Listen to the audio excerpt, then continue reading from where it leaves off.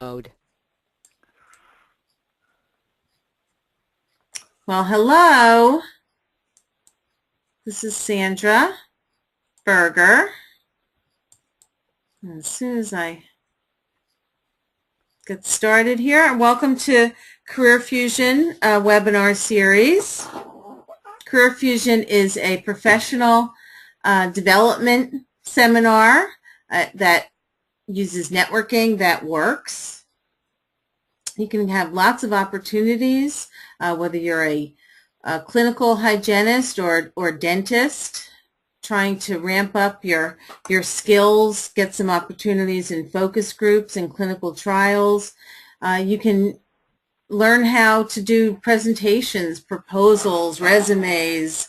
If you'd like to write articles, there'll be lots of opportunities for you. And you get to network with the bigwigs, you know, the decision makers that are in the various companies that come. Career Fusion is a year-long membership.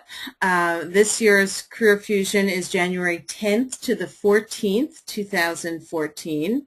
And as soon as you decide to come, that's when your membership starts, and then it goes on. And so you really get a lot more than just a one-week course, even though it's a course that you don't want to miss. These were our sponsors last year. They've lots of different people have gone on to learn from them.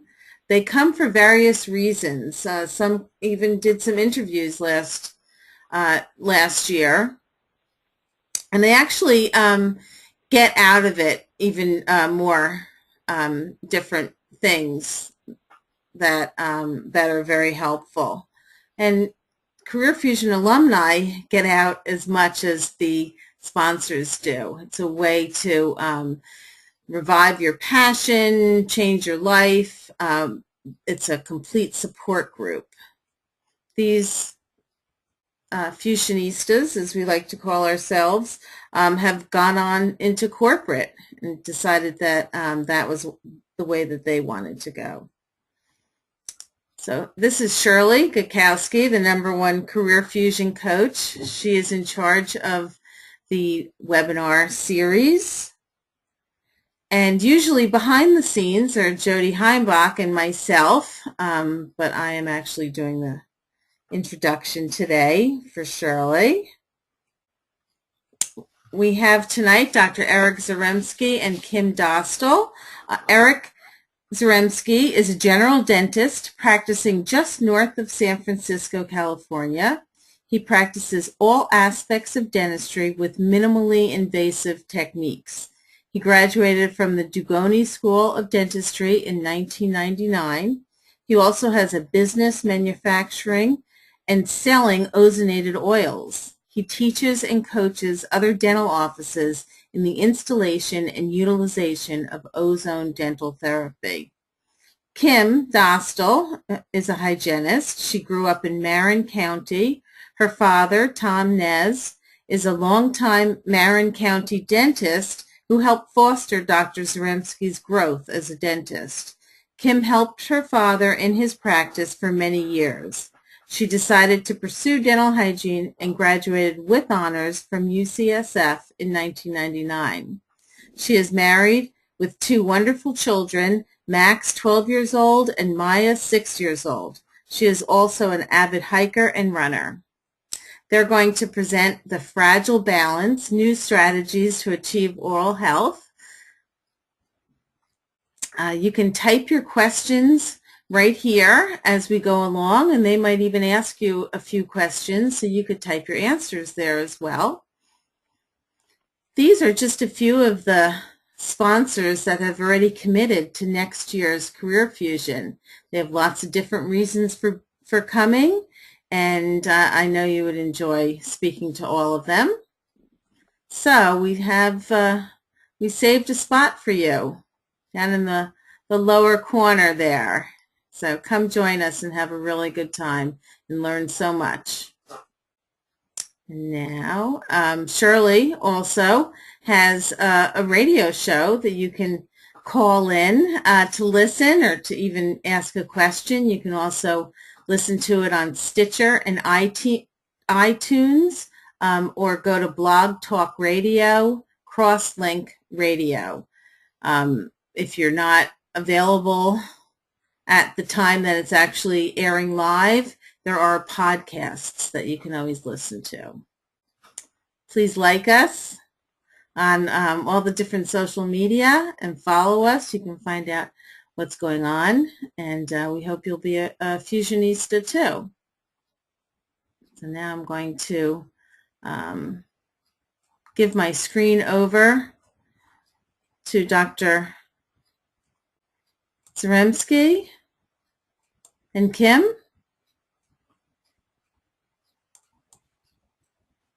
And thank you. Well, thank you so much, Sandra. We really appreciate that introduction. We appreciate everybody. Let's see him. Oh, shoot. Hold on one moment. Oh, gosh. Technical difficulties. We really appreciate everybody staying up late on the East Coast to listen to us here on the West Coast. And we really wanted to also thank Rare Fusion for this opportunity to be on this webinar tonight. Like Sandra said, that we're out here in California practicing dentistry, and we want to give you some new insights into what we do here in our practice out here. And I'm thrilled also to have the company of one of my hygienists, Kim Dostal, who I've known for, gosh, well over 30 years now, and who's a wonderful asset. I'm just blessed to have her in my practice. Thank you, Eric. I'm blessed to be here and also work with you, and I also want to thank Career Fusion for giving us this opportunity to present to everyone tonight. What we wanted to talk, we titled our webinar Fragile Balance, and we wanted to talk tonight about the causes of periodontal disease.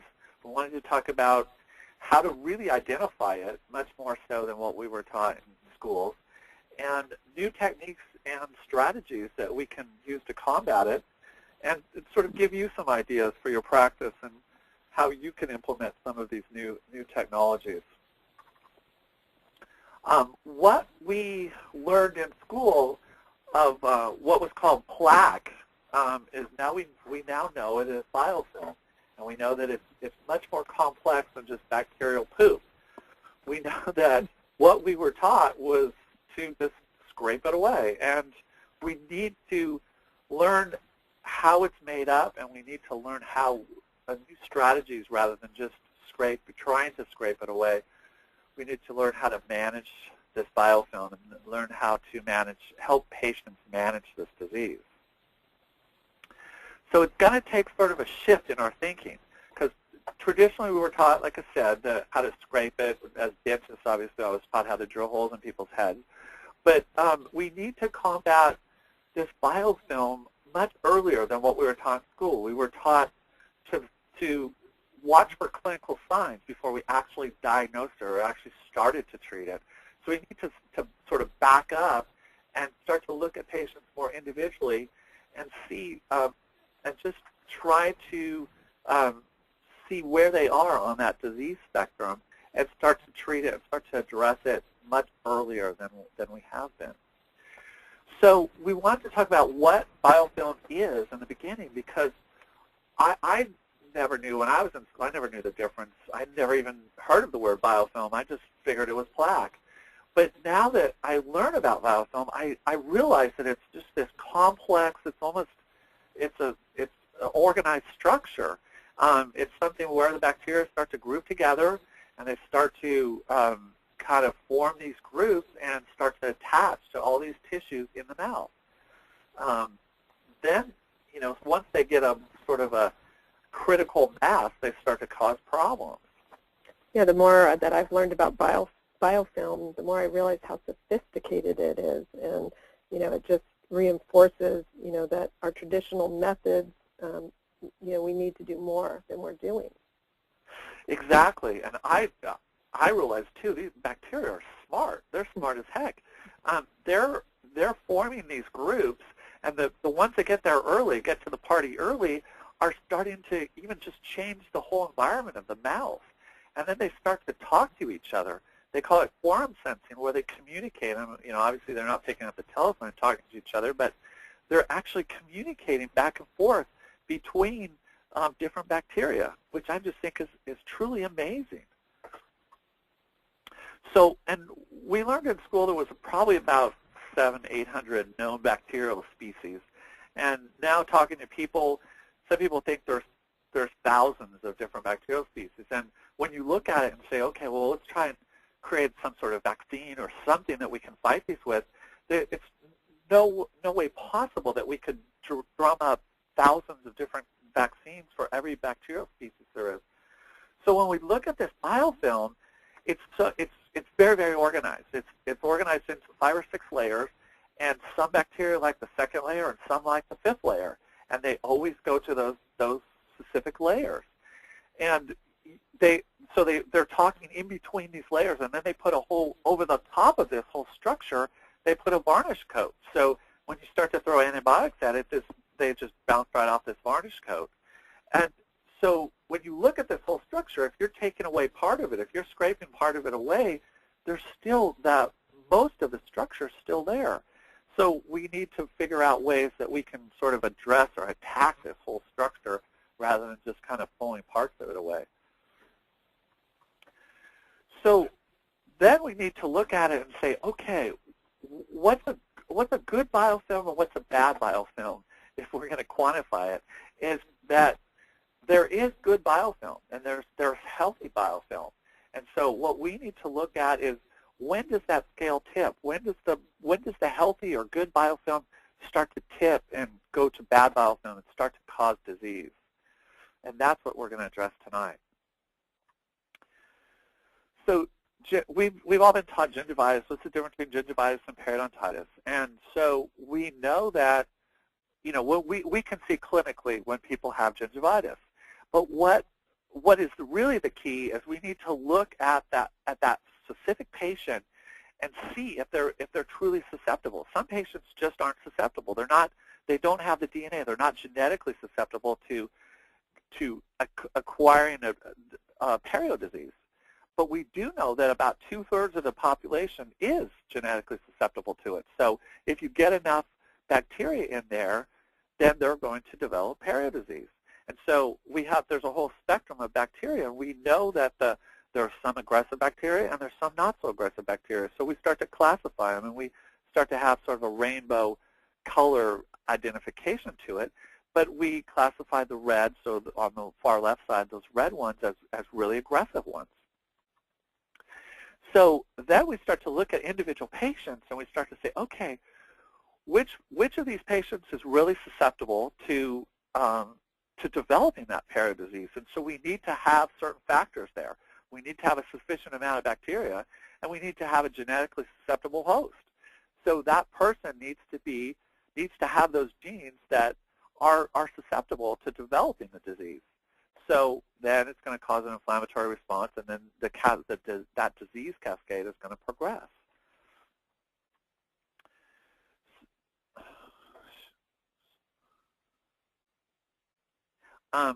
We know that the destruction that periodontal disease causes is two-pronged.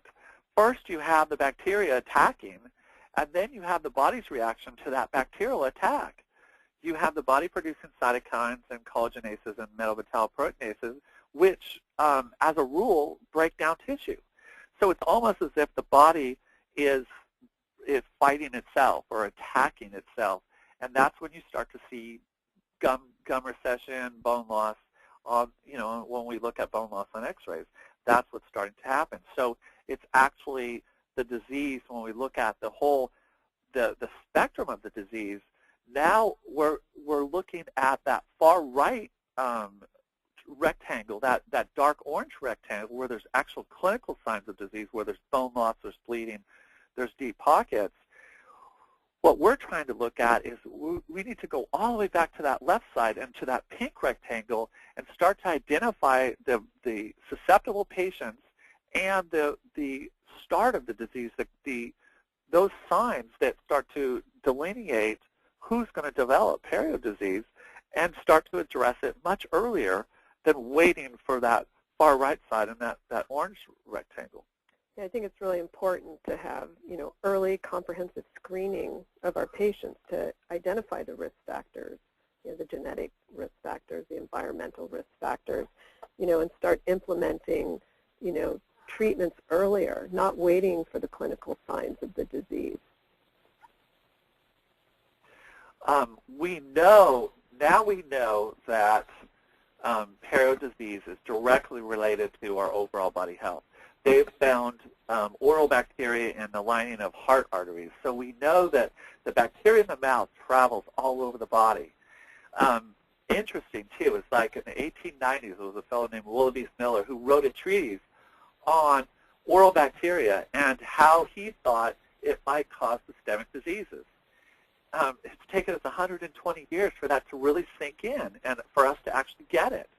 So we need to be health coaches for our patients. We need to look at them as individuals and look at their whole body health and how their oral health is affecting their systemic health. So one thing we're doing in our office is taking blood pressures on every patient when they come in. And this starts the conversation with the patient because they ask, why are you taking my blood pressure? I'm here to have my teeth cleaned. But it helps me start the conversation about how their oral health is, connected to their overall body health. And they seem very interested once we, start discussing it.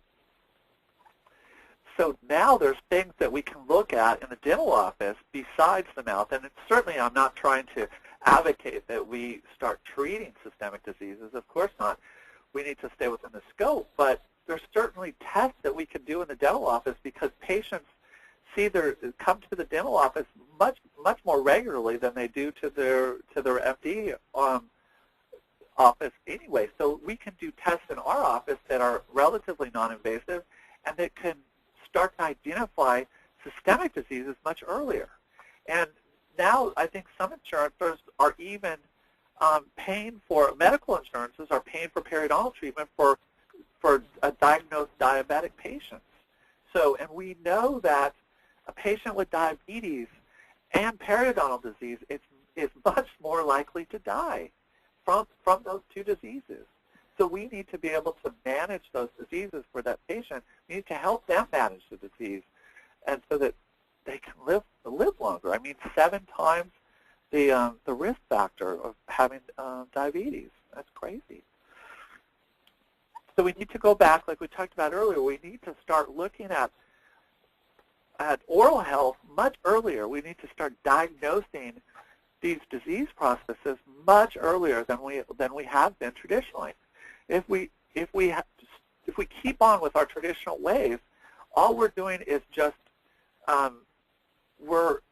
this progression is just going to be a lifelong disease for the patient, and all we're going to do is be helping that patient just manage the disease. We're not going to ever get that patient healthier. It's just going to be managing that lifelong disease. And so we need to step out of what we were traditionally taught and look at things in a different way. So what we were traditionally taught is brush and floss, look for bleeding points, look for bone loss, look for deeper pockets. But we know from statistics now, we know that that's not working. It's the statistics here up on the screen is a third of the patients comply with home care. Okay, so that means that 2/3 of your patients aren't brushing and flossing. They're not doing the requisite home care to become healthy. So it says almost half of the population has perio disease. I would beg to think that even more of the population has periodontal disease. The ADA statistic is that perio is treated at 5% in the average dental office in the United States. So that means that 5 patients out of 100 are actually getting treated for periodontal disease across the country in dental offices. That means that at least 75% of the people that have periodontal disease are not being diagnosed and are not being treated for it. So we just need to change our thinking. I mean, if we keep doing what we were taught in school, if we keep doing our traditional ways, we're just going to keep getting the same result, and we're just going to have to keep managing these people's disease. What patients don't like, they come in and they say, no offense, I hate the dentist. Don't take it personally. But what they hate the most is the drill and the shot. So if we can make their experience in that dental office more comfortable and less traumatic, that's what they want. That's what they're looking for. They are so educated today. With the internet, they have all the answers before they even come in. I mean, I barely have to say anything to them, and they mostly have all their answers ready. So they know much more than they did 10 or 15 or 20 years ago. And so they're much more able and willing and wanting to become healthier, and they know how. So it's just a different way of looking at periodontal disease. We need to look at it differently, and we need to treat it differently. So we wanted to talk about ways that we can actually treat it differently. And that's what we're here to tell you about. So there's a lot of new strategies, and this is not an all-encompassing list at all, but these are things that we use in our office. And so we have practical experience, at least, with all these new strategies. I'd like to say, Eric, when Eric first came to me and presented me with some of these strategies and said, I'd like you to start doing this during your hygiene appointment, my first thought was, oh my God, how am I going to fit, more treatments and tests into the limited hour that I already have? But I am doing it, and one thing that helped me to do that was using American Eagle instruments, which I'm going to talk about later in the presentation. But it can be done. You can implement these strategies into that hour. And what's really, really cool about this from a dentist standpoint is I walk into the room to do a hygiene check, and I have so much more information about that individual patient and that individual patient's health than I ever did before. And it just gives me so much more information and knowledge about that patient and how I would go about diagnosing their treatment. So I just think it's wonderful. So the first strategy that we wanted to talk about was Ozone. And we've been using Ozone here in the office for about 6 or 7 years, and with wonderful success. I mean, I am the world's biggest skeptic a lot of times, and I really didn't know what it was at first, and I didn't know how to use it. I didn't really think it would work. But the basic premise of Ozone is that it will kill pathogens, bacteria, fungi, viruses on contact. So it's an instant kill. It also reduces all that waste product that they were producing and the dead cells that are produced by them. And it also promotes the healing of those tissues after all that destruction's gone on, all that killing's gone on. And so I mean, that's really what causes most dental issues is bacteria and fungi to a certain degree and viruses to a smaller degree. But if we can start to eliminate or start to lower that bacterial load in our patient's mouth, then a lot of their problems start to diminish. So nascently, the ozone comes out as gas. We use medical grade oxygen, we pump it through an ozone generator, and it comes out as gas. So we can actually put that at a very low flow rate into the patient's mouth, into either their tooth, or if we're doing a cavity, or we're doing a crown prep, or we can put it into their gums. We can also bubble it through water, and it will stay in water for roughly an hour to 2 hours. So we can use that water as a rinse and put it into cavitrons. I love using the ozone. I'm putting it in the water and using it with the cavitron. Every time I'm debriding patients.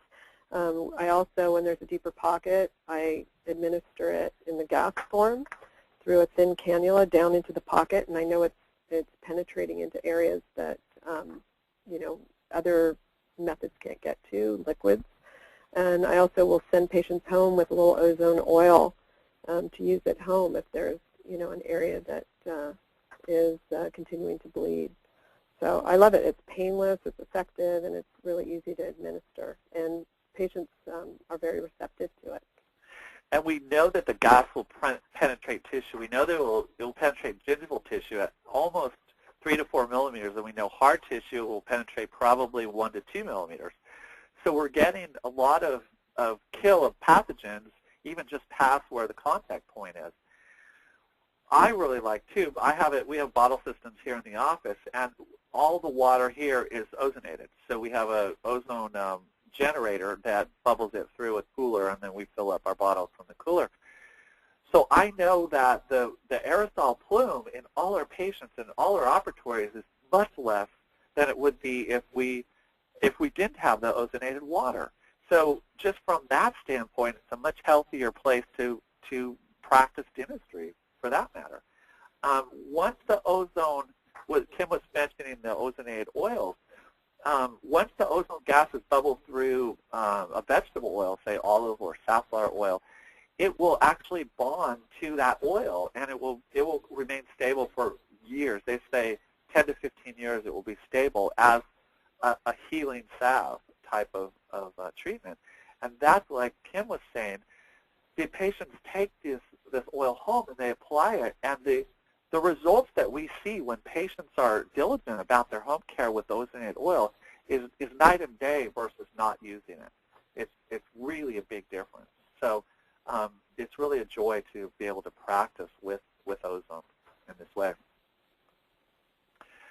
So another tool that we can use in the office is actually salivary testing. So just from testing the saliva in our patients, we can see what type of bacteria they have in it and what type of genetic susceptibility they have towards periodontal disease. So this is what I was talking about earlier in terms of a rainbow spectrum of bacteria. We know on that far left side that those red complex bacteria are really aggressive, and they're the ones that cause most of the problems. The orange ones, to a certain degree, they can cause problems also, but it's mostly those red ones that we're really looking at. We can also do genetic testing from the saliva test, and we can find out if their interleukins they have interleukins that are susceptible to periodontal disease, or we can even find interleukin susceptibility to systemic diseases like heart disease or other systemic diseases. So this is a really valuable test that we can do that's simple in our dental offices that's going to give us a lot of information. Well, pH, we know, and this is what's cool, is that we know that bacteria really love it when it's acidic. So now it makes it really simple. Now we have another weapon that we can fight bacteria with, because if we just raise the pH, all the bacteria go home. And so we know that the body likes to be sort of at a neutral pH. Blood's at 7.4. We know if we can get the mouth to, say, 7, which is close to impossible, but if we can get as closer to 7 as possible, a lot of the problems are going to go away. We know that enamel starts to demineralize and cause cavities at about 5.5. Most people, when they come into the office, are around 6.2 to 6.5. So they're sort of teetering on that risk level in terms of problems. You look into a mouth and you see somebody having acid reflux, at least signs of acid reflux, where some of the enamel's worn away, or they just have that acidic look, or they even admit to acid reflux or some sort of acidic challenges. A lot of that enamel is going to already be worn away, and so that patient is much more at risk too, because their pH is lower. There's much more bacteria evident in their mouth, and so much more bacteria to cause problems. Yeah, in our office we do pH tests on all our patients, and we then are able to discuss with the patient the importance of maintaining a healthy pH for their optimum health. We will send patients home with pH strips, and tell them to test their own saliva at home for a week, a couple times throughout the day, so that they can get an idea of, what their, average pH is, and we discuss, ways of changing it, of bringing it to a better, healthier, pH through nutrition and xylitol, exercise, sleep, all. A lot of different ways they can improve it. And they could even go down to the drugstore and get pH strips. Those are simple to find. So it's an easy tool. Another great tool that we have available now is oral probiotics. So we've all heard about probiotics for the gut and for the intestine. These are specific oral probiotics. So what they're doing is replacing the bad bacteria with good bacteria. So now that you have tools to fight and lower that bacterial load in that patient's mouth, you can add probiotics, and now you start to replace what bad bacteria is actually left over with good bacteria. Well, and I think another benefit of the probiotics, besides it's being easy for patients to use, is that 2 of the beneficial bacteria in the probiotic create hydrogen peroxide in the mouth, which will not only inhibit the growth of bacteria, but also whiten their teeth and freshen their breath. So patients are very receptive to those 2 things. Big plus. Mm-hmm. So another tool that we have, too, is caries risk assessment with a carie meter. So this is also testing the saliva.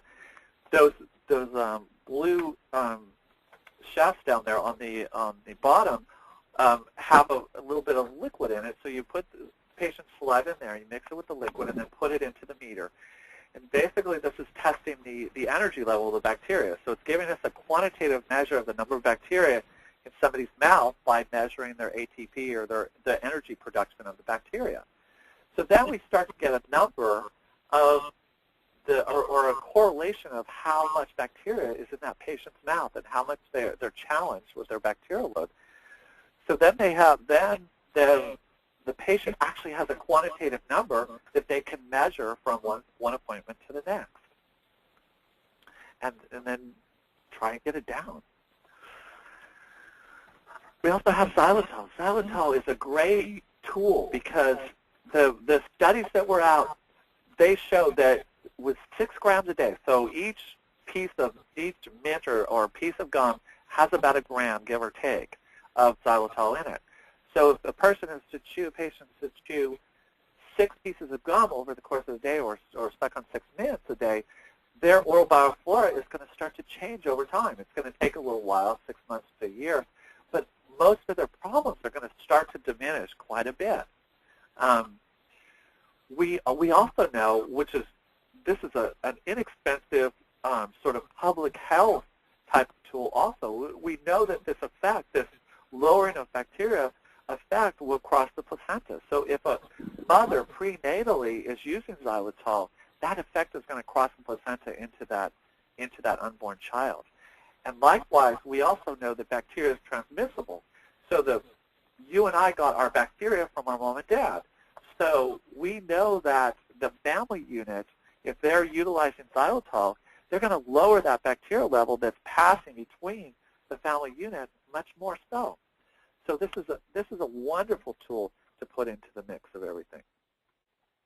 So now you have a bunch of tools that we've given you, and what we're trying to do is not necessarily eliminate the biofilm. We talked about good and bad biofilm. We're trying to create a healthier biofilm. So we're not trying to scrape it all away. We're trying to look at ways to lower that bacterial load and to create a healthy biofilm. Yeah, as a practicing clinical dental hygienist, my goal is to help my patients, achieve better oral health. I want their treatments to be effective. I want it to be comfortable. And tonight we've discussed some new treatment strategies to help our patients. But as a hygienist, I know that, time is an important issue. The reality is we do a lot in a short amount of time already. So how can we fit, more treatment into our limited appointment time?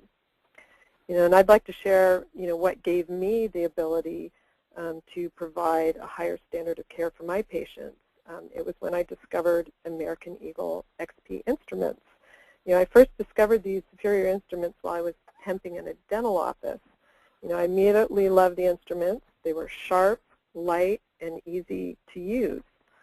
And after using the American Eagle instruments, I had to ask myself, why was I using less than optimum instruments?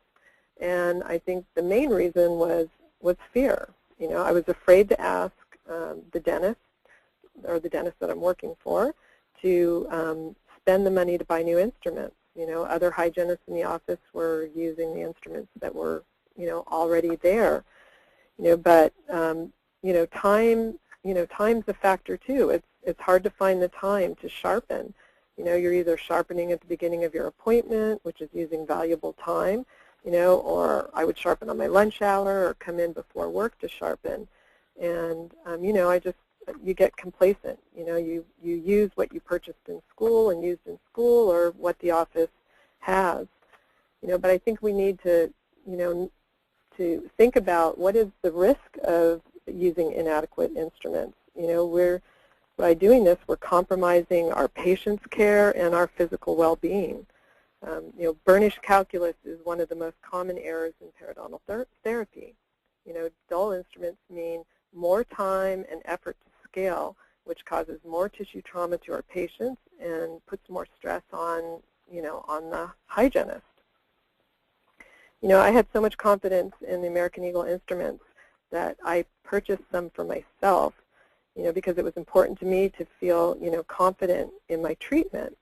I mean, these instruments are sharp. They don't require any sharpening, and not having to spend the time to sharpen, saves valuable appointment time. I mean, we know time is money. More time allows me to incorporate other treatments into my appointment. And more treatment means better care and a more profitable hygiene department. And more time means I can build relationships with my patients, which leads to more referrals and helps make the doctor's schedule more profitable. And you like that, right, Eric? Another great feature of these instruments is the blade design. The blades are very thin but strong. And these thinner blades, that was the first feature I noticed when I was using this instrument. It's easier to access, the tight interproximal areas. It also has a rounded toe, which means, less tissue trauma. The patients are more comfortable. And these instruments are really sharp. Because these instruments are so sharp, it requires, less strokes and pressure to plane away deposits. They also have a great instrument design, which is a double Gracie, where they've incorporated two instruments into one, like the 1112 and the 1314. So that's going to reduce your instrument changes. They also have a great handle design. The handle's light, which means you're going to have less operator fatigue. You're also going to increase your tactile sensitivity. They have a large diameter handle, which requires less grasp pressure, so you're going to reduce operator injury. And I love the handles are colorful, so I can quickly identify my instruments. I don't have to rummage through a bunch of instruments to find what I'm looking for. I can grab it quickly. So these instruments are essential to our patient care. And the American Eagle XP instruments, they've given me the confidence and given me time to provide a higher standard of care for my patients.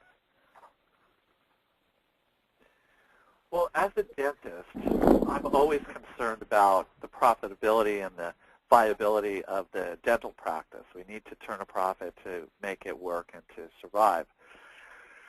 So Kim talked about not having to sharpen instruments, and I looked at these instruments, and they are a few dollars more than the typical instrument. So I wanted to sort of justify it in my mind of why I'm paying more for an instrument that I could, on the open market probably buy another instrument cheaper. But it brings up a really good point, is that Kim talked about sharpening and never having to sharpen these American Eagle instruments. So if you sat down and you looked at how much time it took you to sharpen your old instruments during the week, say it takes an hour. That's probably a conservative number. But over a whole year, you're looking at 50 hours of time that you've used to sharpen instruments. And an average hygiene salary, that's going to cost the dentist quite a bit of money, just the fact that you're using 50 hours a year to sharpen instruments. But if you flip it on the other side and say, okay, if I can save an extra hour every week by not having to sharpen because I have sharp American Eagle instruments, I could use that extra hour to devote to patient care.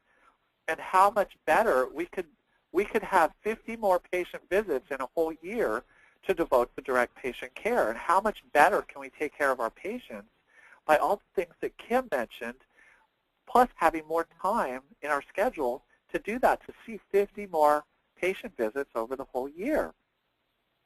So it's pretty much a no-brainer once you look at it that way. You don't want to trip over dollars just to pick up pennies here. So I think that's, in terms of the straight profitability, that's a really strong argument. And then, as Kim mentioned earlier, patients are much more comfortable with these instruments. And with all the strategies that we've talked about, they're much more comfortable because they know that these treatments and these strategies are successful. They're showing improvement. They're getting healthier. They can tell the signs of themselves getting healthier. So that like Kim talked about, you develop better relationships with your patients because they trust you more. And because they trust you more, they refer more, and the practice gets busier. So I think that's really the true, or the grand, and looking at the big picture, the ROI of having these new technologies and having American Eagle instruments. So I think that we have to have an open mind. I mean, we can't go through and do the same thing that we learned in dental school. We have to open our minds to new possibilities and new technologies. And I think we have to start to treat patients like they want to be treated. They want a gentler way of being treated in the dental office. So with these strategies that we've talked about tonight, with these technologies and with these instruments, you can see that there's more time for us to treat the patient in a better way. We have more technologies that are more successful in treating these patients. So we hope that you've gained a few ideas that you can incorporate into your practice and how you practice dentistry, that you can start to help your patients become healthier, and that's going to allow you to be healthier and happier, certainly, in your practice. We want to thank you so much for listening. If you have any questions, we'd certainly be happy to answer them. These are our contact information, so if you have questions after today, you can certainly get a hold of us at these addresses. Thank you.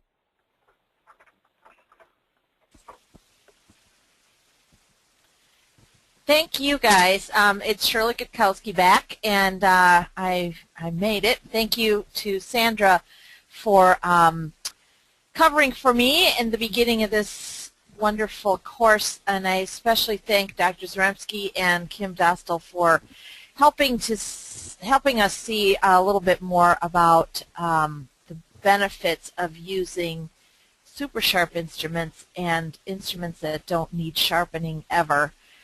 So we do have a couple of questions here. Let me get my little question box out. Are the instruments available in Canada? You'd have to call, I think.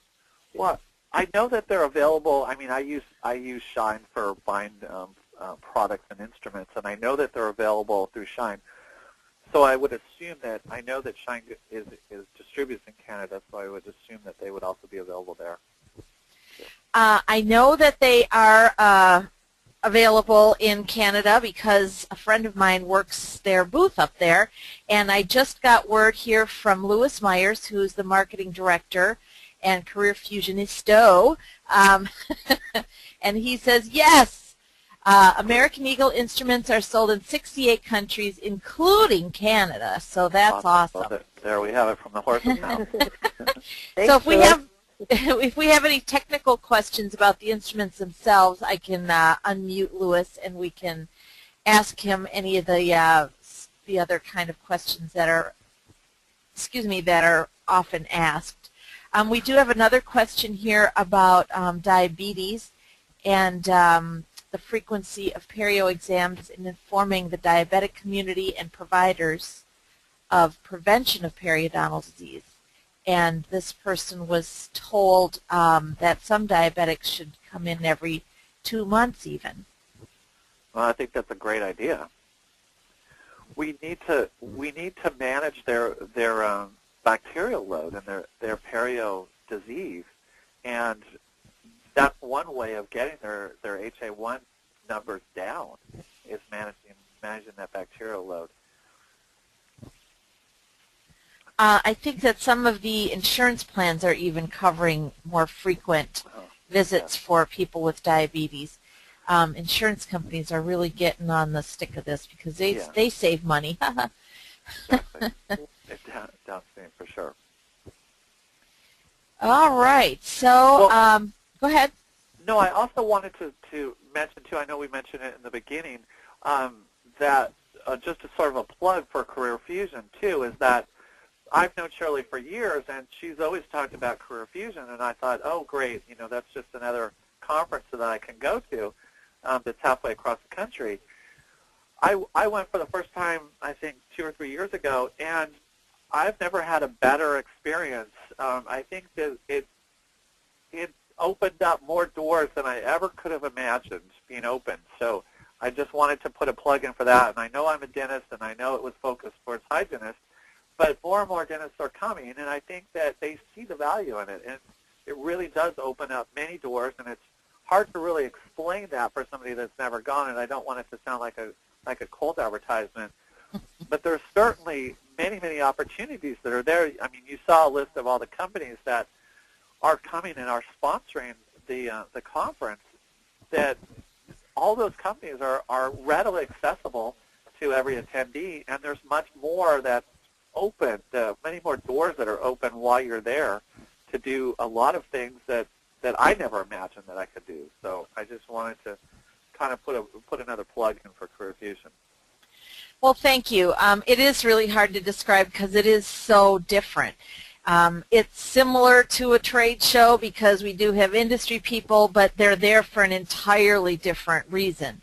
They are not there to sell anything. No one has ever purchased any products at Career Fusion. We tried to sell some shawls that said Career Fusion on once, but we still have a big box of those. Nobody's there for that. They're there for the networking, and the way that you are able to network with, in this case, American Eagle, and you mentioned some of our other past sponsors, Clear and Carry-Free, and who else did you mention earlier? Colteen Weldent, yeah. So that you were able to network at a level with those companies that far outweighs anything that you've ever done before. Of course, I could have never done it. And you talk about it being similar to a trade show. It's nowhere near a trade show.